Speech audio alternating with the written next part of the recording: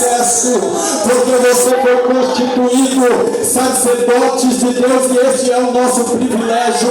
Sendo sacerdote de Deus, nós temos privilégio, mas também temos responsabilidade.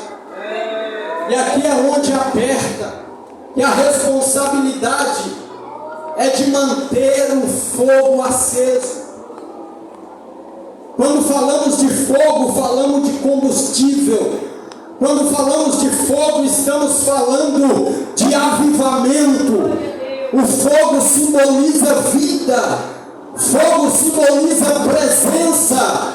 O fogo é o Espírito Santo de Deus que foi derramado aos nossos corações, sendo constituídos sacerdotes de Deus.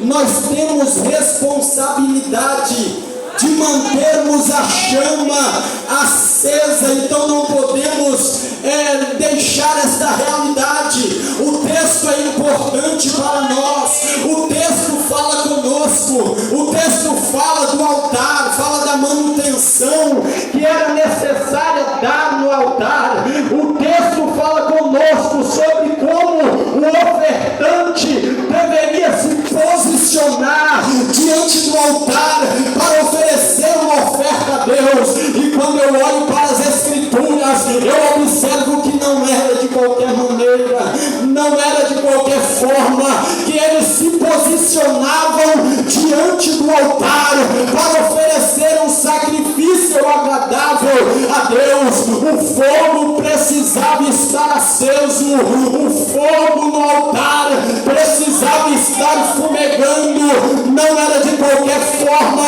para manter essa chama acesa. Quando eu falo de altar, eu estou falando da minha vida, da sua vida. A nossa vida é o altar de Deus, é a morada do Altíssimo. O apóstolo Paulo diz: não sabeis vós que sois o templo do Espírito Santo e que não sois de vós mesmo. O nosso corpo, a nossa vida é o altar do Senhor. E quando eu falo de altar, estou falando do ponto culminante do encontro com Deus. Quando eu falo de altar, eu estou falando de uma entrega. Quando eu falo de altar, eu estou falando de renúncia. Quando eu falo de altar, eu estou falando de aproximação. É no altar do teu coração é que você tem um encontro com o Senhor Deus. É no altar do teu coração que você tem um contato com Ele. Mas o fogo precisava estar aceso. Fogo aceso sobre o altar era um belo sinal. Fogo aceso sobre o altar era um sinal maravilhoso. Era um sinal de que Deus estava presente. Era um sinal de que Deus estava recebendo o sacrifício.